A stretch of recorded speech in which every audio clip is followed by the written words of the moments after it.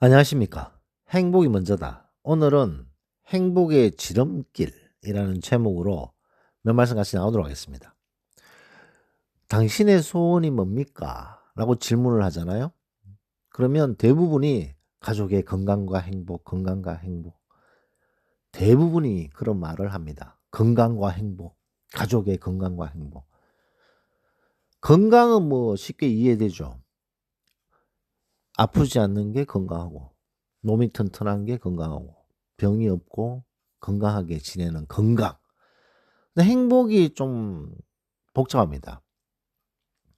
당신은 행복합니까? 라는 질문을 하게 되면 참 이 행복이라는 것을 딱 정의하기가 쉽지 않다는 거죠. 많은 분들이.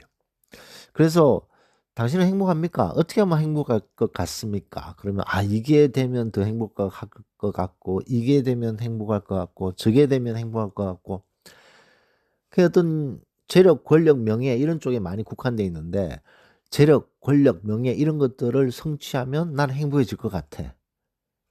더 행복해질 것 같아. 뭐 그런 생각을 하게 된다는 거죠.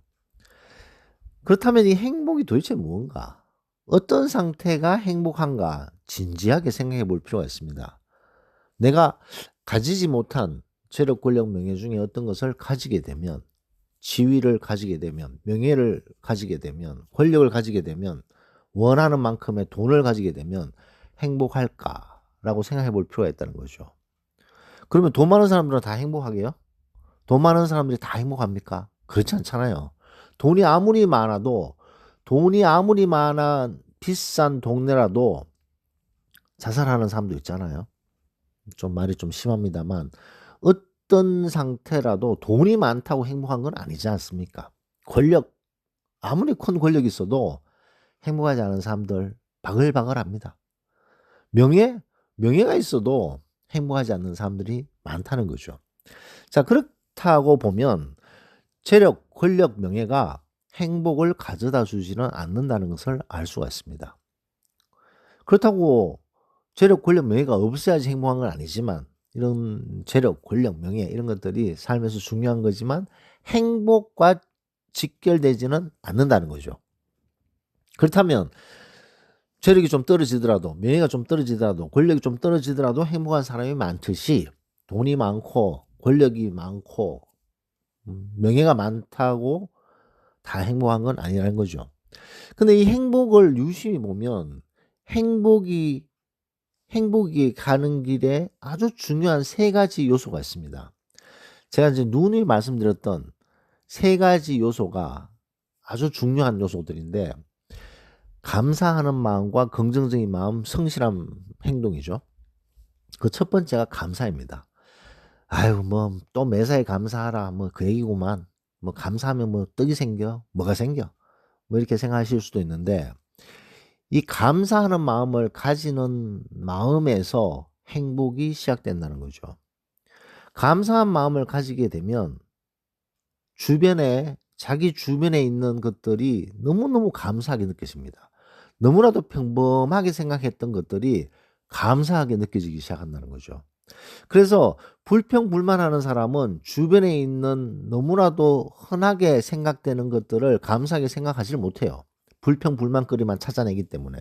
근데 자기 주변에 자기가 누리고 있는 것들을 감사하는 사람은 감사할 일들이 점점 생기게 됩니다. 그래서 이 행복이라는 것이 불행합니까? 라고 질문했을 때 저는 행복한지는 모르겠는데 불행하지는 않아요. 라고 대답하는 분들이 상당히 많죠. 그런 분들은 행복한 겁니다. 당신 지금 불행합니까? 저 지금 되게 불행해요. 라고 얘기하는 사람은 행복하지 않는 거죠. 근데 당신은 행복합니까? 라는 질문을 했을 때 저는 불행하진 않아요. 라고 얘기하면 그 사람은 행복한 사람이라는 거죠. 즉, 우리가 큰일 없이, 큰 어려움 없이 하루를 보내고 내 주변에 있는 것들을 누릴 수 있는 그 자체가 바로 행복이라는 거죠. 그럼 내 주변에 있는 것들에 대해서 누리고 주변에 있는 것들에 대해서 그런 것들에서 행복을 느낄 수 있는 그 첫 번째가 뭐냐? 바로 감사입니다. 감사. 그래서 행복의 지름길은 감사에서 시작되는 거죠. 감사. 당신은 감사할 일이 있습니까? 아니면 불평할 일이 더 많습니까? 어떤 사람은 저는 주변에 감사할 일들이 너무 많아요 라고 얘기하는 사람도 있고, 저는 감사할 일보다는 불평할 일이 너무 많아요. 주변에 불평거리밖에 없어요 라고 얘기하는 사람도 있겠죠. 그러면 주변에 불평거리가 많다라고 얘기하는 사람에게 종이 한 장을 딱 주고, 물론 불평거리가 많은 줄 알겠다. 하지만 감사한 일을 한번 적어 보세요 라고 얘기를 하면, 뭐 처음에는 이것도 감사하고 저것도 감사하고 적다 보면 10개가 20개 되고 20개가 30개 되고 쭉쭉 나오게 됩니다. 솔직히 지금 이렇게 편안하게 걸을 수 있고 얘기할 수 있고 들을 수 있고 맛있는 것을 먹을 수 있고 소화할 수 있고 잠을 잘 수 있고 가족들과 같이 식사를 같이 할 수 있고 같이 담소를 나눌 수 있고 어마어마한 감사함이죠. 우리나라에 병원들이 많잖아요. 그 병원들에 정말 어제, 오늘 하루를 더 살기 위해서 최선을 다하는 그런 분들 얼마나 많습니까? 걷는 것, 얘기하는 것, 듣는 것, 먹는 것, 자는 것, 그런 것도 정말 감사할 일들입니다. 너무너무 감사할 일들 아닙니까? 우리 주변에 깔려있는 이 세입크로바가 바로 행복이잖아요, 행복. 우리 주변에 감사할 일들이 너무 많아요. 그래서 주변에 그런 것들을 감사하는 마음을 가지는 사람은 기적 같은 일들이 벌어지는 거죠. 또 감사할 일들이 생겨. 또 감사할 일들이 생기고. 불평하는 사람은 참 희한하게도 불평거리가 계속 생겨. 계속 생겨. 그러다 보니까 불평하는 사람은 항상 불평하고 감사하는 사람은 항상 감사합니다. 그럼 나중에 어떤 일이 벌어질까요? 감사하는 사람은 정말 행복하게 살아요. 항상 불평하는 사람은 불행하게 사는 거죠. 남하고 비교하고 남 기대하고. 그래서 행복의 지름길은 여러 가지가 있습니다만 그 첫 번째가 바로 감사라는 것을 강조하고 싶습니다. 감사하는 마음, 아무리 지금 현재 상태가 공공하더라도 그 감사할 거리가 있어요. 곰곰이 한번 생각해 보십시오. 그 흰색 종이에 하나하나 적어 보십시오. 그렇게 글 쓸 수 있는 자체도 감사할 일 아닙니까?